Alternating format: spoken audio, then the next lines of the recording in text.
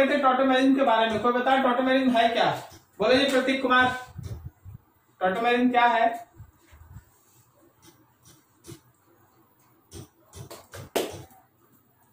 अच्छा, टॉटोमेरिज्म को अगर chain isomer, position isomer, functional isomer, metamer में कोई नाम देना पड़ा तो तुम कौन सा नाम देगा? क्या? Functional isomer. इसमें है ना फंक्शनल ग्रुप ही बदल जाता, फंक्शनल आइसोमर का नाम हम लोग इसको दे सकते हैं। क्लियर है ना? बस फंक्शनल आइसोमर एक ऐसा जिसमें दोनों पर्टिकुलर फंक्शनल आइसोमर्स एक दूसरे के साथ इक्विलिब्रियम मेंटेन करता है, that particular isomerism is called tautomerism. उसको हम लोग टॉटोमेरिज्म कहते हैं।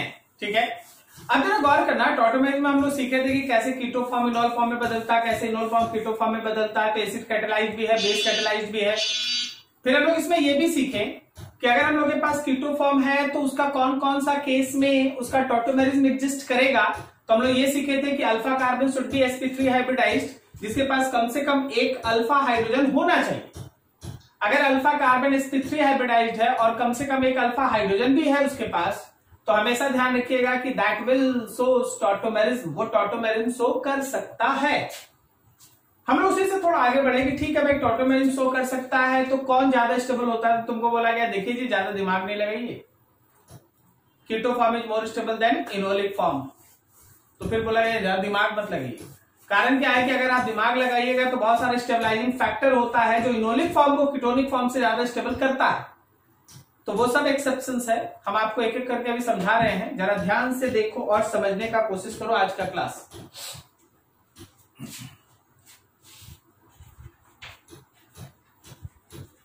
Stability of keto and enolic form, stability of keto and enolic form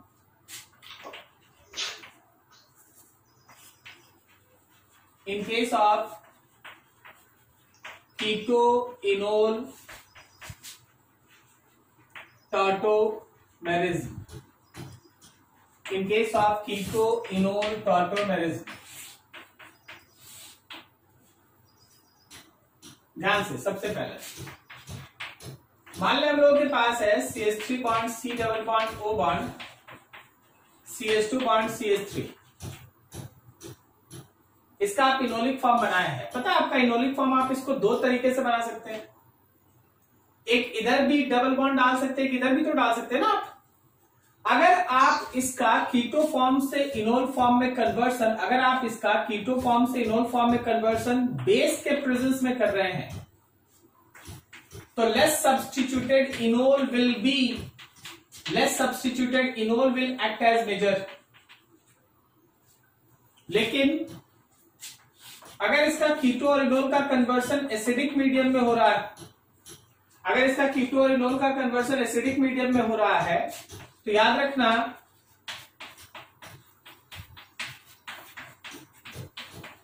more substituted enol is major. क्या आपको अंतर पता चला दोनों प्रोडक्ट में? एक में देखना OH बना तो डबल बॉन्ड इधर आया, लेस सब्स्टिट्यूटेड ग्रुप की तरफ आया, और एक में OH यहां आया तो डबल बॉन्ड यहां आया, मोर सब्स्टिट्यूटेड। तो जब भी बेस कैटालाइज्ड होगा, base catalysed less substituted enol is major, less substituted enol major होगा। और अगर एसिड कैटालाइज्ड है, अगर एसिड कैटालाइज्ड है तो more substituted enol is major, more substituted enol major होगा। अगर एसिड कैटालाइज्ड है तो मोर सब्स्टिट्यूटेड, बेस कैटालाइज्ड है तो लेस सब्स्टिट्यूटेड। नाउ आगे देख कुछ एग्जांपल समझ के बताना।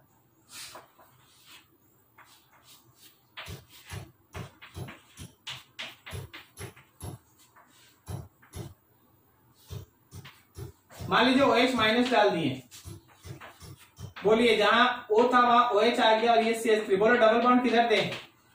इसके राइट में डबल बॉन्ड दे कि लेफ्ट में? किधर?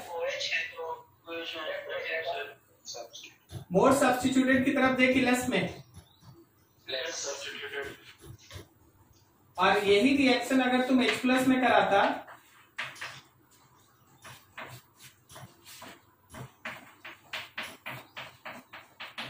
तो यहां आता। क्या अंतर समझ में आ रहा है?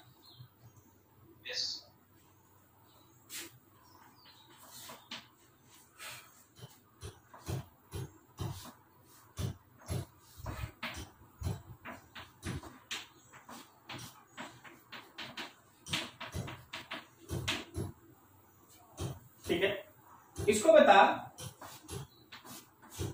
OH माइनस देते हैं तो किधर होता है डबल बॉन्ड?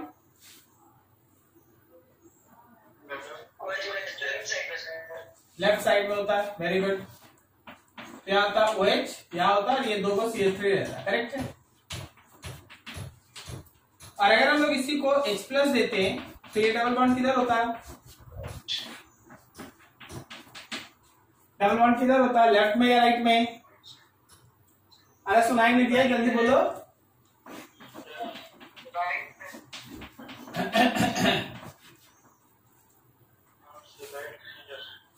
अरे राइट में आप जा ही नहीं सकते हैं, यहां पे है ही नहीं। अरे समझा नहीं रे? आज समझेगा तो पिछला दिन वाला खा पका के बराबर क्या? पिछला दिन के लिए नेसेसरी था ना alpha hydrogen should be present. यहां है अल्फा हाइड्रोजन? है ही नहीं। तो चाहे एसिड डाल या बेस डाल बनेगा इधर ही, क्योंकि इधर ही चांस है, दूसरा तरफ तो बन ही नहीं सकता। कुछ समझ में नहीं?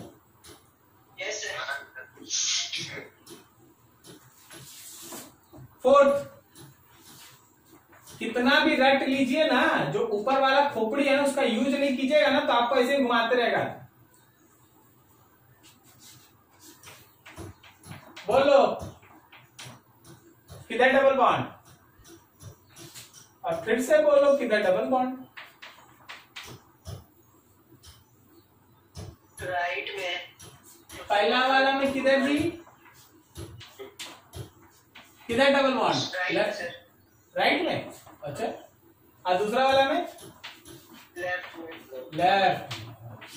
अब आया ठीक। कौन है मेजर? पता है ये वाला बनेगा ही नहीं, ये नहीं बनेगा। कारण क्या है ना कि इस पर्टिकुलर पॉइंट को देख यार, जब तुम इसको डबल बॉन्ड दे देगा ना तो यहां पे एंगल होना चाहिए 120, लेकिन ये एंगल है 60।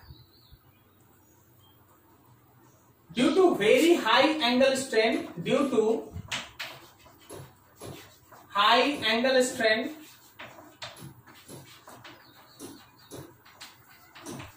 इट इज माइनर, ये माइनर है, एंड दिस इज मेजर। चाहे आप एसिड डाल दें या बेस डाल दें यही बनेगा। हम क्या बोले? देखो प्रतीक को डाउट क्या हो गया कि सर आप बोले ना कि कोई अगर स्टेबलाइजिंग फैक्टर रहेगा ना तो कुछ और हो जाता है। हम वही तो बोल रहे हैं कि देख क्या पढ़ाया गया, OH डालेगा तो इधर बनेगा, H डालेगा इधर बनेगा। चल भाई अच्छा है, काम कर गया, काम कर गया, काम कर। अब यहां देख, इसमें हाइड्रोजन है ही नहीं, तुम कैसे बना देगा इधर डबल बॉन्ड? तो सोचना पड़ता, इधर ही बनेगा।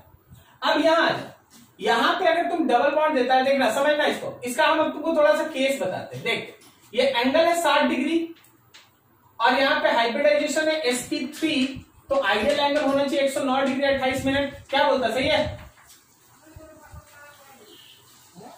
अरे नहीं समझा? ये सब बच्चा बच्चा वाला खेल है, बड़ा वाला खेल इधर है।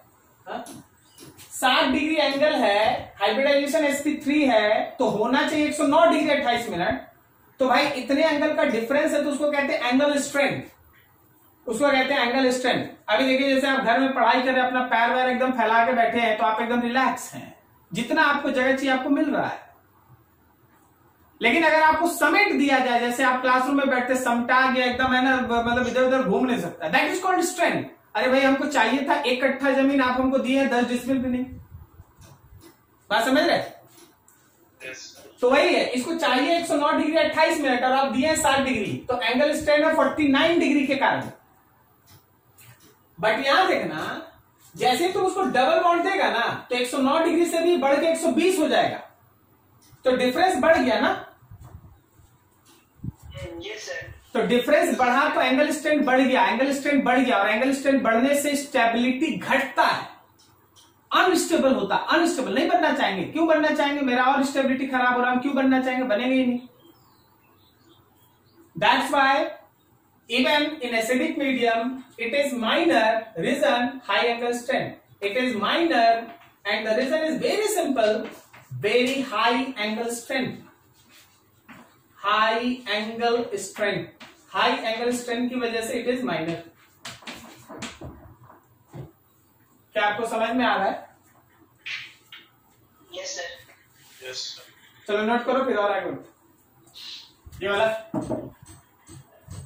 Yes sir.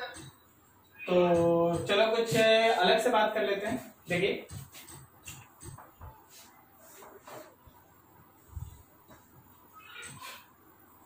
यहां पे दो का हाइड्रोजन,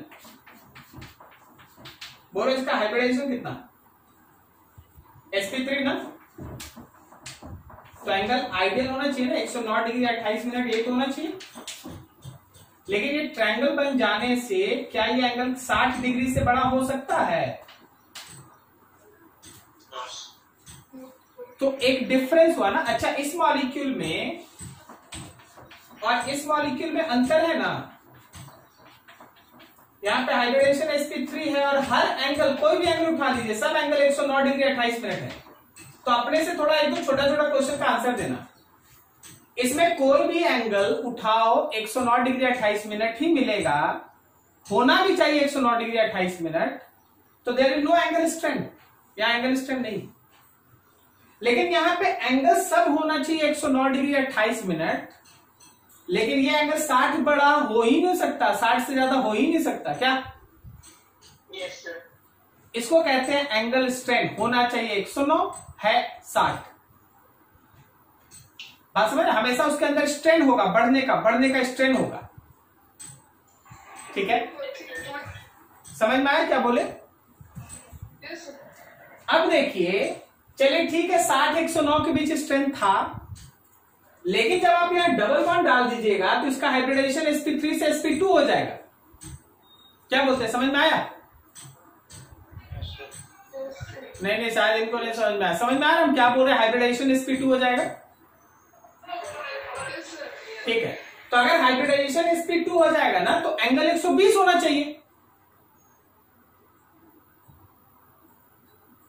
नहीं?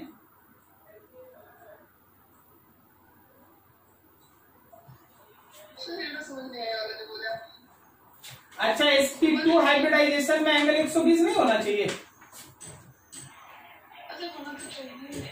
होना चाहिए, लेकिन नहीं ना होगा, ये 60 ही रहेगा ना।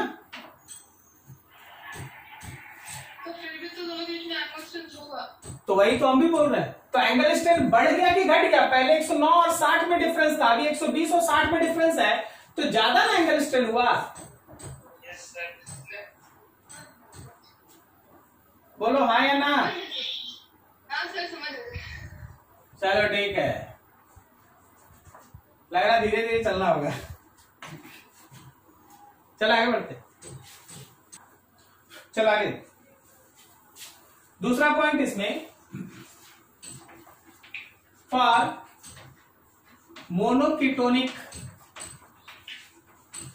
फॉर्म। मोनोकीटोनिक फॉर्म मतलब एक कीटोन फॉर्म होगा। याद रखना, कीटो होता है मोर स्टेबल, ये तो आप लोग लास्ट में लिखे। इनोल होता है लेस स्टेबल। कीटो होता है मोर स्टेबल, इनोल होता है लेस स्टेबल। ठीक है, जैसे आप देख लो अच्छे से, हम आपके सामने लिख दे CH3 bond, C double bond, O bond, CH3, और तुम इसका फिर बना दिया enolic form, C double bond, O bond, C bond, OH bond, CH3। ठीक है, तो हमेशा ध्यान रखना कीटोनिक फॉर्म ज्यादा स्टेबल होता है, इनोलिक फॉर्म कम स्टेबल होता है। Very highly stable. चल भाई अच्छा है, ये ज्यादा स्टेबल, ये लेस स्टेबल। हम तो ये बोलेंगे ना कि 1% से भी कम बनता है और लगभग 99% यही रहता है।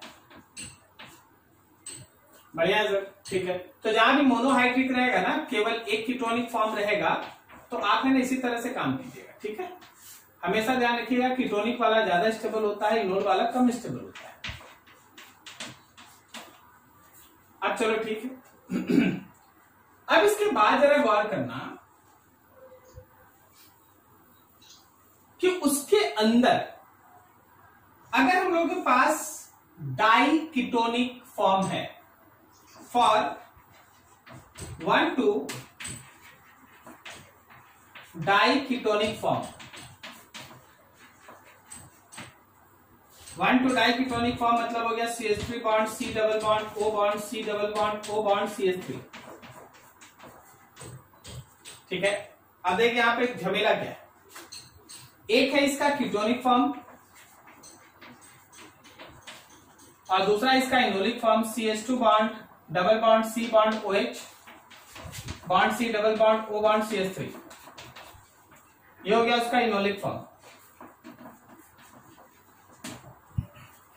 यहां प्रॉब्लम क्या है ना कि दोनों ऑक्सीजन अगल बगल में होने की वजह से एक ऑक्सीजन का इलेक्ट्रॉन दूसरे ऑक्सीजन को पुश करते रहता है। there is repulsion between electron pairs of oxygen. There is repulsion between electron pairs of oxygen. जो हमारा इलेक्ट्रॉन पेयर है ऑक्सीजन का, उसके बीच रिपल्सन होता है। रिपल्सन होता है तो क्या होता है, रिपल्सन होता है तो तुरंत दिमाग में आ रहा है, आप लोग में से आधा से ज्यादा आदमी सोच लिया, 90% आदमी सोच लिया कि sir enolic form is more stable. कहानी में ट्विस्ट आगे देख, bond C double bond O bond C double bond O bond C, चल भाई ठीक है, ये इलेक्ट्रॉन पेयर रिपल्सन है, ये इसको इधर धकेलना चाहता है, ये इसको इधर धकेलना चाहता है, तो ये मॉलिक्यूल भी बहुत चालाक, वो बोला ठीक है ये सिंगल बॉन्ड है ना, देखिएगा ये सिंगल बॉन्ड से जुड़ा है, ये दोनों ऑक्सीजन है, चल भाई इन दोनों के बीच धक्का मुक्की हो रहा है तो उलट देते हैं, मॉलिक्यूल को उलट देते हैं। अगर ये मॉलिक्यूल ऐसे उल्टा हो गया तो क्या इनके बीच का रिपल्सन उतना ही रहेगा जितना पहले था? तो बस ये मॉलिक्यूल क्या करता है ना, inverted itself in this way, ketonic form still is more stable, ketonic form still it is more stable, ठीक है ना। Inversion of groups to decrease repulsion, but still ketonic form is more stable, but still that ketonic form is more stable. अभी भी ketonic form stable होगा, मतलब enolic still remains less stable, ketonic more stable. हाँ जैसे अभी दिख रहा है वैसे नहीं रहेगा, उल्टा हो जाएगा। तो उल्टा हो कि अपने आप को बचा लिया, कीटोनिक का कीटोनिक फॉर्म में रहा, इनोलिक फॉर्म काफी कम है, लेस स्टेबल है। क्या तुमको समझ में आया? Yes sir. अब देखो तो नेचर तुमको एक एक चीज सिखाता, बोला ले भाई एक मॉलिक्यूल ले,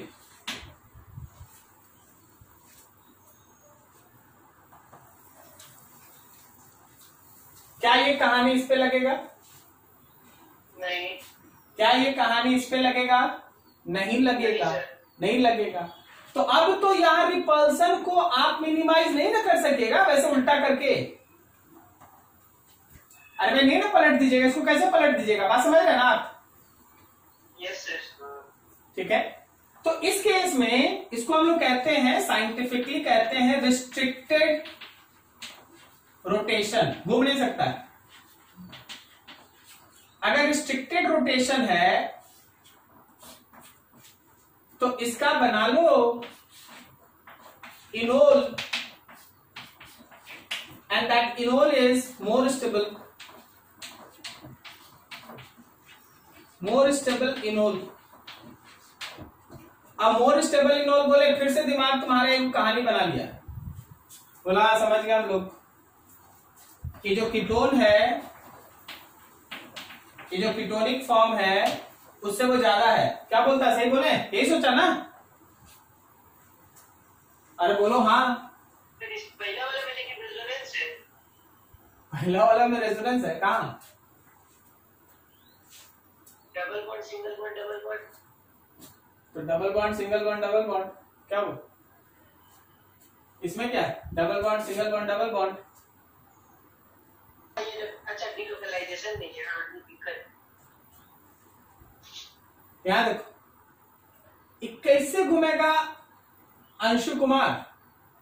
अगर ये साइकिल है तो साइकिल में इस पॉइंट का हम इतना मतलब थोड़ा सा लगता है, समझिए थोड़ा. यहां पे है sp2 हाइब्रिडाइज्ड, तो प्लेनर होगा, मतलब प्लेन के अंदर नहीं जाएगा, प्लेन में न रहेगा. EbSp2 है, प्लेनर होगा, तो प्लेन में न रहेगा. तो बताइए घूमेगा कैसे? क्या बोलते हैं, ऑक्सीजन अंदर आ जाएगा तब जहां वही न रहेगा. हम सोचे थे ऊपर, एक ऊपर रहता है दूसरा नीचे हो जाता है. अच्छा तो ऐसा नहीं सोचो ना, प्लेनर है ना. Yes sir. बोर्ड में ही रहना पड़ेगा, बोर्ड में ही रहना पड़ेगा इसको. Yes sir. ठीक है, तो अभी देखो कहानी कहां छिपी हुई है वो बात कर लेते थोड़ा. एक्चुअली इस केस में जो इनोल कंटेंट है, इस केस में इनोल कंटेंट है मान ले लेस देन 1%, 1% से कम है, 1% से कम है, तो 90-99% लगभग ये है. देख हम ये नहीं बोले हैं कि इससे ज्यादा ये होगा, हम ये बोले ही नहीं है कि कीटोन से ज्यादा इनोल है. हम बोले कि अगर एक ओपन चेन का डाइकीटोन है और एक क्लोज चेन का अगर डाइकीटोन है तो ये ज्यादा बनेगा. मान ले ये बनेगा 10%, अभी भी ये बनेगा 90%. स्टेबल तो बहुत ज्यादा है ना सर. कौन बोल दिया ज्यादा स्टेबल है? अभी तो लिखे हैं. अरे तो यही तो हम बोल रहे हैं, यही तो हम बोल रहे हैं कि जो मिसरीड है उसी को तो हम ठीक कर रहे हैं. हम बोले कि अगर तुम्हारा एक ओपन चेन में डाइकीटोन है और एक क्लोज चेन में डाइकीटोन है तो इसका इनोल कम स्टेबल है और इसका इनोल ज्यादा स्टेबल. के बीच में कीटोन से कम स्टेबल नहीं है. कीटोन अभी भी मोर स्टेबल है. इससे देख लिखे तो 1% है, 99% है, तो इससे ज्यादा ही है ना. ये 10% है, 90% है, इससे ज्यादा ही है ना. लेकिन दोनों का इनोल फॉर्म में इसमें और इसमें अगर कंपैरिजन पूछ ले तो ये ज्यादा है.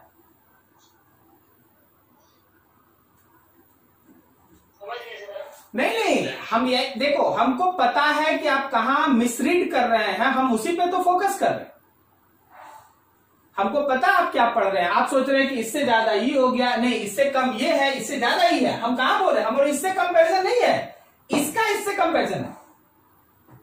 देख क्वेश्चन तुमसे क्या है, हम तो वो दिखाते क्वेश्चन. तुमसे बोला गया, ठीक है ना, which have more enolic content than other. अब बता, इस क्वेश्चन को सुन के बता, इसमें कीटोन और इनोल में कंपैरिजन है कि इनोल में कंपैरिजन है? इनोल में कंपैरिजन. अब तुम्हारे सामने क्वेश्चन है कि CH3 bond C double bond O bond C double bond O bond CH3, और फिर तुम्हारे पास एक वैसा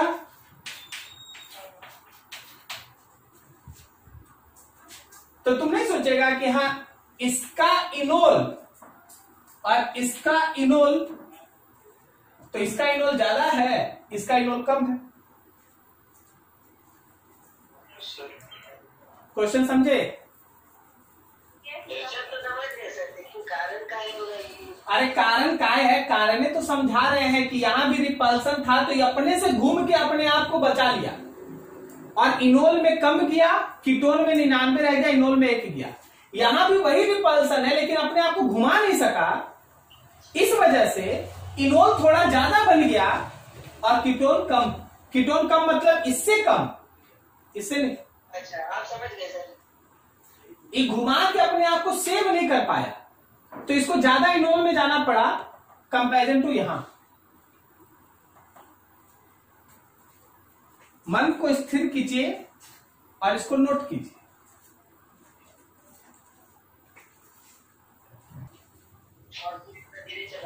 कितना बाकी है? बोलेगा तो अभी खत्म कर देंगे, इसमें क्या।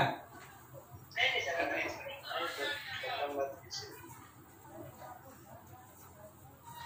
चलो बोलो जी, क्या बोल रहे थे उत्कर्ष? सॉरी उमंग बोलो। स्टार्टिंग में जो बोले थे ना, हाँ, उसमें मतलब लिखा है कि लेस सब्स्टिट्यूटेड इनोलिक मेजर, और दूसरा में था मोर सब्स्टिट्यूटेड इनोलिक मेजर। हाँ, वो तो लिखा है था कि जब एसिड रहेगा और बेस रहेगा तब। ये सर, तो उसमें डिफरेंस क्या हुआ भी नहीं सकते।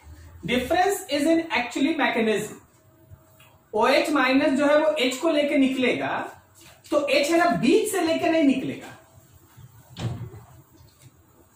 बीच से लेके देख, बीच का मतलब होगा स्टेरिक हिंड्रेंस। अभी मान ले 3 स्टूडेंट बैठा है और हमको बीच वाले स्टूडेंट को छूना है, तो इसका मतलब है 2 को है ना स्टेरिक हिंड्रेंस प्रोवाइड कर रहा है।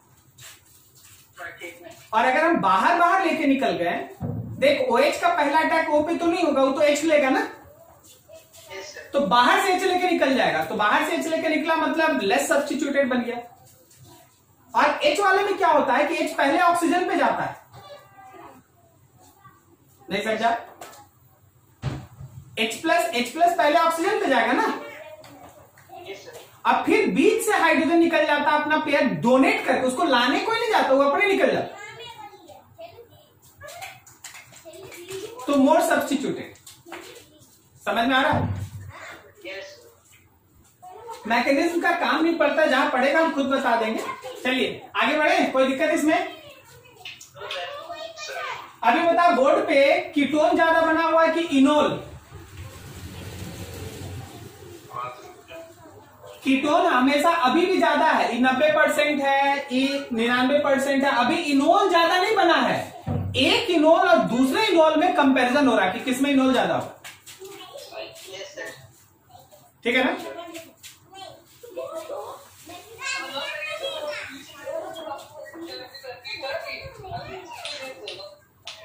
कोई डाउट है?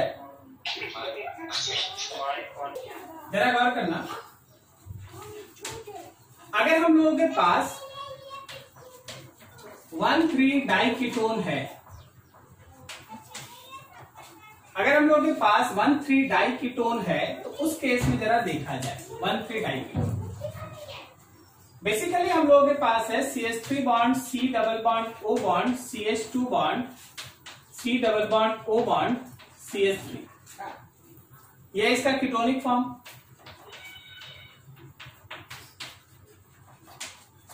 और फिर आप चलिए भाई काम कर लीजिए, इसका बना लीजिए इनोलिक फॉर्म। ये बन गया इसका इनोलिक फॉर्म।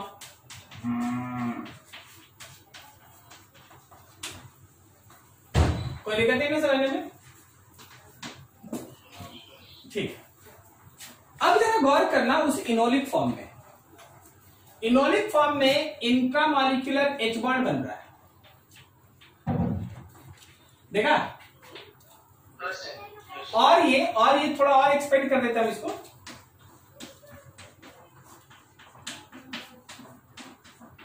और ये 6 मेंबर का रिंग भी बना रहा है, 1 2 3 4 5 6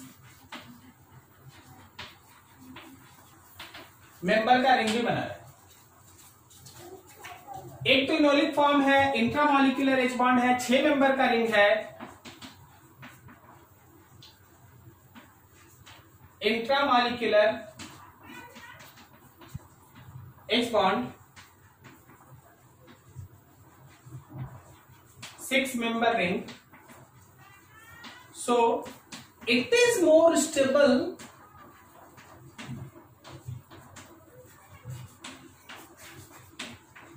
than ketonic form। अब चल भाई, अब आया एक ऐसा केस जहां कीटोन से ज्यादा इनोल है, कीटोन से ज्यादा इनोल है। क्या समझा ये लाइन? Yes sir. ठीक है। अब इसमें भी देखना, जरा गौर करना। हम तुम्हारे पास बनाए हैं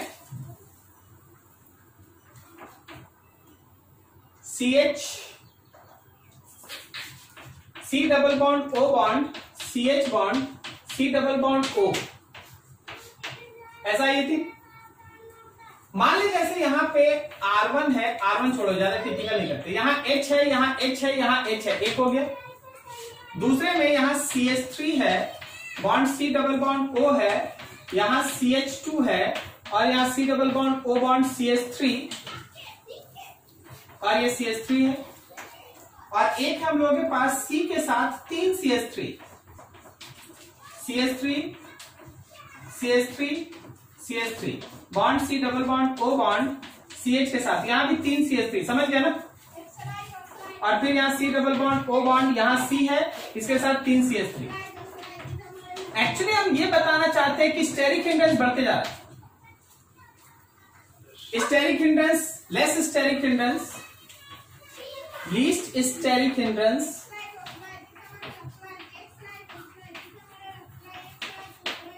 ठीक है, maximum steric hindrance, least steric hindrance, maximum steric hindrance. याद रखना, जैसे जैसे स्टेरिक हिंड्रेंस बढ़ेगा इनोलिक कंटेंट घटेगा। फिर से बोलेगा तुम सर इसका इनोल, इसका इनोल, इसका इनोल में कंपैरिजन कीजिए तो सबसे कम इनोलिक कंटेंट इसका है। क्या बोल रहे हैं? C bond OH bond CH bond C double bond O। देख यहां पे 6 मेंबर का रिंग सब में बनेगा, बन रहा है ना सब में। यहां पे R1, यहां R2, यहां R3। पहला केस में देखो, पहला केस में R1, R2 और R3, क्या ये तीनों H है?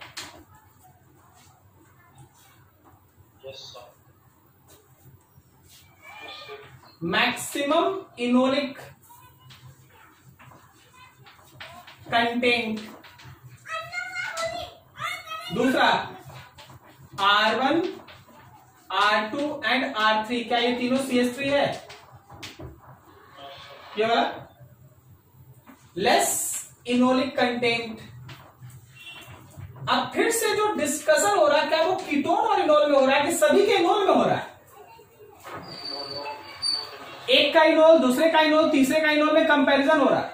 एक का इनोल, दूसरे का इनोल, तीसरे का इनोल में कंपैरिजन हो रहा है। ये कीटोन और इनोल नहीं है। कीटोन और इनोल में लिख दिया गया है कि इनोल ज्यादा स्टेबल है। थर्ड R1, R2 और R3, ये तीनों ये है, सबसे ज्यादा स्टेरिक हिंड्रेंस है, ठीक है ना।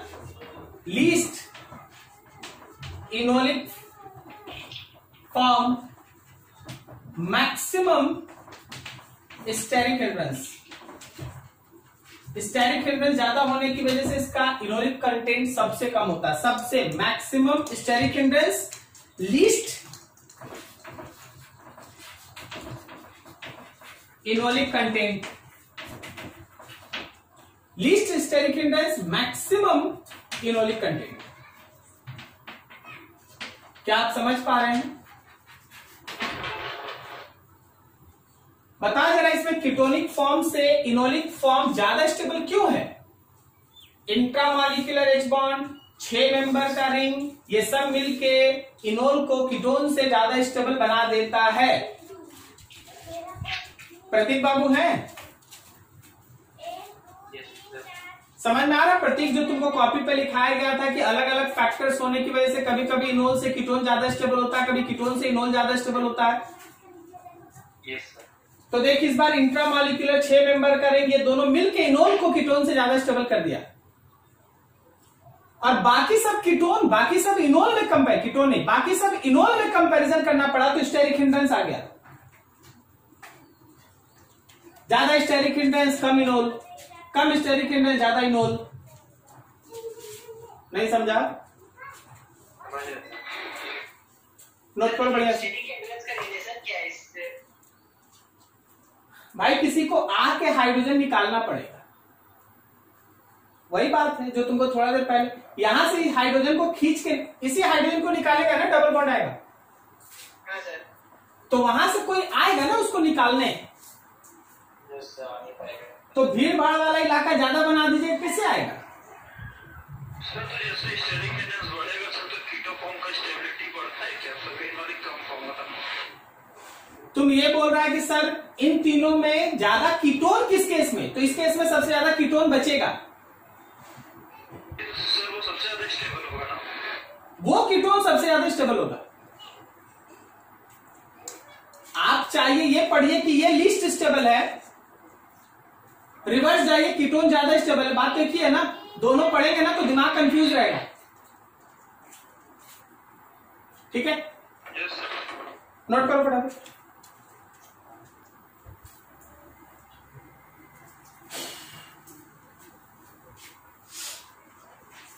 चलिए, कहानी में 2-4 ट्विस्ट अभी भी है। वैसे इसको आप देखिए पिछले दिन, मेरा काम एक बार ऐड कर देना। कौन सा फॉर्म?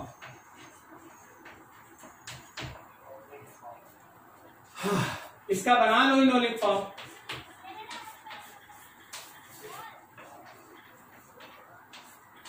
सही है, फिनॉल है ना, हाईली स्टेबल। कारण बोलो। Very good.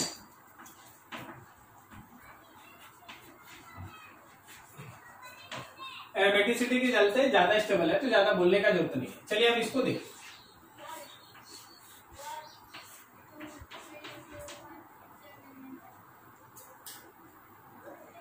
%% exist in ketonic form.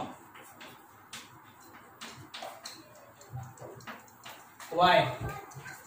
इसका इनोल फॉर्म नहीं बनता। Even it have alpha hydrogen, क्या है ना alpha hydrogen? Yes, sir. But it does not form enolic form. Why it is? Sir anti aromatic हो जाएगा। एकदम सही बोला, एकदम सही बोला। देख भाई, ये है इसका कीटोनिक फॉर्म और ये है इसका इनोलिक फॉर्म। जैसे ही तुम इनोलिक फॉर्म बनाया, जैसे ही तुम इनोलिक फॉर्म बनाया, it becomes anti aromatic. Anti aromatic क्या बोलता है? एंटी एरोमेटिसिटी स्टेबिलिटी बढ़ाता है कि घटाता है? घटाता है। लेस स्टेबल नहीं, लेस स्टेबल नहीं लिखेंगे, हम लिखेंगे हाईली अनस्टेबल। समझा? इसलिए इनोलिक फॉर्म नहीं बनता, कीटोनिक फॉर्म ही रहता है केवल 100%।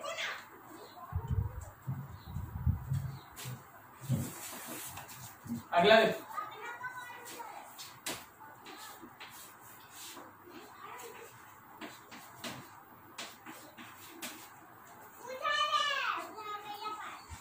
Almost exist in enolic ion. Why? ये इनोलिक आयन में एग्जिस्ट करने का भरसक प्रयास करता है और हमेशा लगभग इनोलिक आयन के फॉर्म में ही रहता है। तो चल भाई, पहले इनोलिक आयन बना लेते हैं। इनोलिक वाला एरोमेटिक हो जाएगा तो आयन।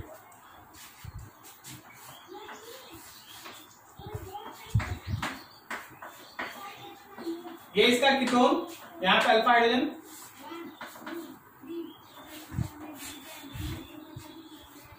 ये हो गया इसका इनोल फॉर्म। अभी तक कहानी है ना, वैसे नहीं है। अब क्या करूं, इसका इलेक्ट्रॉन इसकी तरफ दे दो, इसका इलेक्ट्रॉन इसकी तरफ दे दो।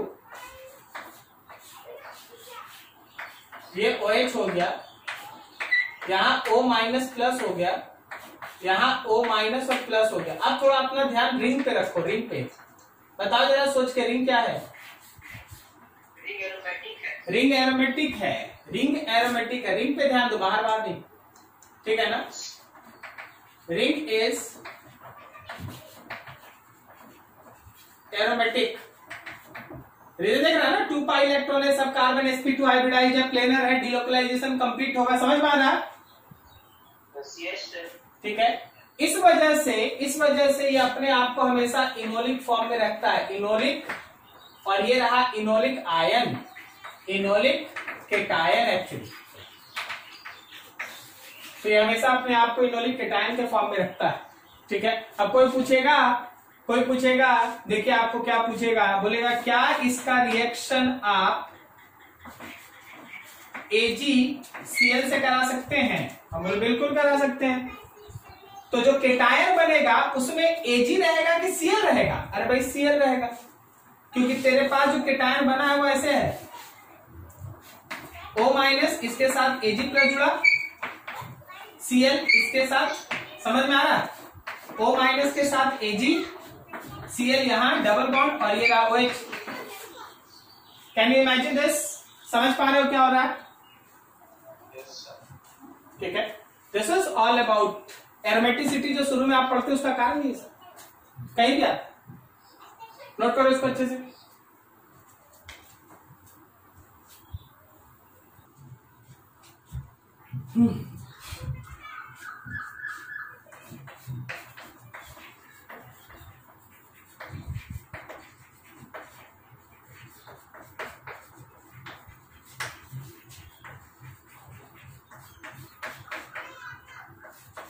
बोल भाई, जीआई कहाँ होता है?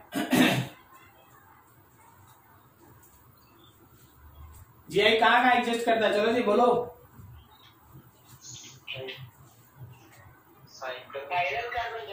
अच्छा, अच्छा, फोन पे मारने होने का प्रबंध नहीं है? ऐसा कुछ है? अरे वर्चुअल मारपीट में सीधा एकदम। सर कितना बाकी आएंगे आप हिसाब रखिए। इसको जीआई, इसको तुमको ऑप्टिकल आइसोलेशन में कायरल सेंटर में होता है, गलती से हो जाता है सर कभी। ठीक, चल भाई देख, जीआई का सबसे पहले कॉन्सेप्ट क्या है वो हम लोग सीख लेते हैं कि देख भाई, हम लोग के पास जब डबल बॉन्ड हम लोग बनाते हैं तो क्या होता है। जब तुम डबल बॉन्ड बनाता है तो एक्चुअली तुम्हारा कार्बन कार्बन ऐसे होने के बाद उसका जो एक p ऑर्बिटल है वो साइडवेज ओवरलैप करता है। जब ये p ऑर्बिटल साइडवेज ओवरलैप करता है, मान ले जैसे कि हम लोग के पास 3 ऑर्बिटल है, उसमें से sp2 हाइब्रिडाइज हम लोग लिए, तो उसमें क्या हुआ, एक ऐसे p ऑर्बिटल आया, इंटू ओवरलैप करके सिग्मा बना दिया। अब हम एक को ऑफ कर देते हैं। अब ये जो दोनों मेरा p ऑर्बिटल है जो साइडवेज ओवरलैप करके पाई बनाया है, वो या तो ऐसे पाई बना सकता है, नहीं तो एकदम उल्टा में पाई बना सकता है, सही है ना? बीच में नहीं बना सकता। इसलिए इसको हम लोग एक ऐसे रिस्ट्रिक्टेड रोटेशन के कैटेगरी में डालते हैं, ठीक है। मान लो हम तुमको दिखाते हैं, हम तुमको ऐसे समझा देते हैं कि जब ये बॉन्ड ऊपर नीचे ऐसे हो रहा है तो यहां पे एक रिस्ट्रिक्टेड रोटेशन है। मतलब आप ऐसे मान लो कि आपके पास अगर यहाँ A है, यहाँ A है, यहाँ B है, यहाँ B है, तो इसके बाद जो दूसरा स्ट्रक्चर आप बना पाएंगे विद दिस डबल बॉन्ड, उसमें A यहाँ और B रहेगा। क्या बोलता है, सही है? ऐसे हो सकता है। तो यही पर्टिकुलर बेसिक थीम है कि इसमें 2 स्ट्रक्चर हो सकता है, एक जिसमें p ऑर्बिटल्स ऐसे ओवरलैप करे और दूसरा जिसमें p ऑर्बिटल ऐसे ओवरलैप करे, बस 2 ही स्ट्रक्चर। और दोनों नया स्ट्रक्चर 2 जीआई के नाम से जाना जाता है, जिसको आप सीस और ट्रांस के नाम से जानते हैं। अगर हमारे पास सिमिलर ग्रुप्स एक तरफ है तो इसको आप सीस कहेंगे ना, और अगर सिमिलर ग्रुप्स अपोजिट में तो इसको आप ट्रांस कहते हैं। ये सब छोटा छोटा बात, क्लियर है? तो आखिर ये जीआई एग्जिस्ट कहां करता है? जीआई एग्जिस्ट इन, सबसे पहला और फेमस सबको मालूम है, एल्कीन। एल्कीन में, और क्या भाई, साइक्लिक कंपाउंड्स के अंदर। और कोई बताएगा कुछ? नहीं बताएगा, कोई बात।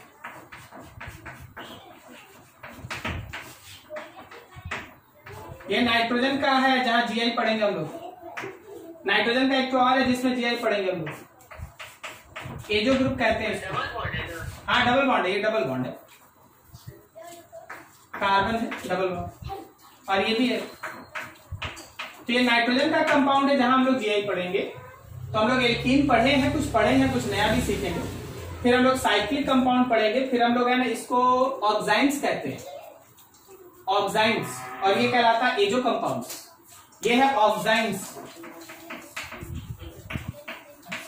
ठीक है, ये है मेरा एजो कंपाउंड। तो ये सब में हम लोगों को जीआई डिस्कस करना है। तो चलो एक एक करके स्टार्ट करते हैं, आप समझते हैं क्या हो रहा है। तो सबसे पहला बेसिक फंडा है GI in alkenes.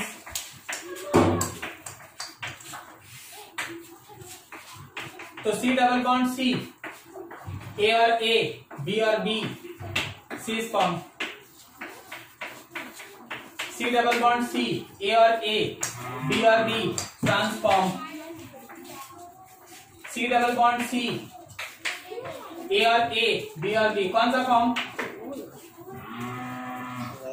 Does not shows GI, does not shows GI, does not shows GI.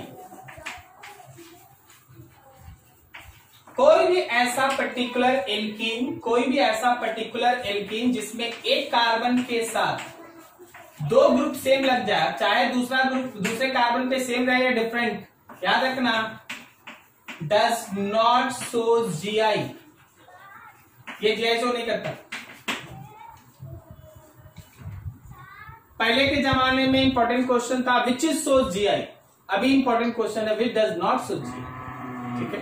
तो इसे ध्यान रखा जाए जीआई कौन सो नहीं करेगा। तो अभी देखिए जी, आपको एकदम छोटा छोटा बच्चा वाला क्वेश्चन देते हैं, आप समझ समझ के बताइएगा। CH3 CH double bond CH CH3, क्या बोलता है ये जीआई शो करेगा या नहीं करेगा? तो ये जीआई शो करेगा, सही है। बताना जरा CH3 bond CH double bond CH2, can it show GI? Can it show GI? क्यों नहीं, क्यों नहीं, किसके कारण नहीं? राइट वाले कार्बन पे दो ग्रुप सेम है, सो ये जीआई शो नहीं करेगा, ठीक है। अगला देख के बताओ, अगला देख के बताओ, क्या ये जीआई शो करेगा? क्यों नहीं करेगा? क्योंकि सर इसके पास दो हाइड्रोजन है, जीआई शो नहीं करेगा, ठीक है। चलो चलो चलो अगला देख के बताओ, क्या बोलता है ये जीआई शो करेगा? क्यों नहीं करेगा? लेफ्ट के कारण कि राइट के कारण? आप बोल करेगा?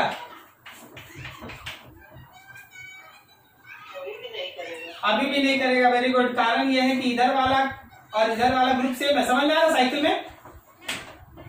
देख साइकिल का डिसीजन कैसे होता है ना कि एक बार इधर से घूम और देख कि सब सेम जैसा मिल रहा है क्या, और फिर इधर से मूव करो देखो सेम मिल रहा है क्या। तो it does not show GI, ये जीआई शो नहीं करेगा। लेकिन चल हम इसी के साथ एक और बगल में ही बना देते हैं। यहाँ पे मान लो ऊपर में एक CH3 लिख दिए, नीचे H लिख दिए और यहाँ लिख दिए Cl। अब वो जीआई शो करेगा कि नहीं? क्यों नहीं करेगा बोलो? अरे करेगा यार, इधर देख, इधर देख, इस कार्बन पे देख CH3 और H दो वाला ग्रुप हुआ। अब इस कार्बन पे देख, इस कार्बन पे ऊपर से देख तो Cl मिलेगा और नीचे से देख तो C के साथ H मिलेगा। दोनों सेम है कि डिफरेंट? डिफरेंट है, तो ठीक ना है, यही तो होना चाहिए ना। इसमें क्या था कि ऊपर जैसा मिल रहा था वैसे ही नीचे मिल रहा था, समझा नहीं? हाँ बिल्कुल हो सकता है, हम कहां बोले नहीं हो सकता, अभी तो पढ़ाई स्टार्ट हुआ है, अभी सब होगा, ठीक है। तो इधर देख, इधर सेम है, इधर भी सेम है, लेकिन इधर है ना ऊपर डिफरेंट है, नीचे डिफरेंट है, so it can show GI, it can show GI.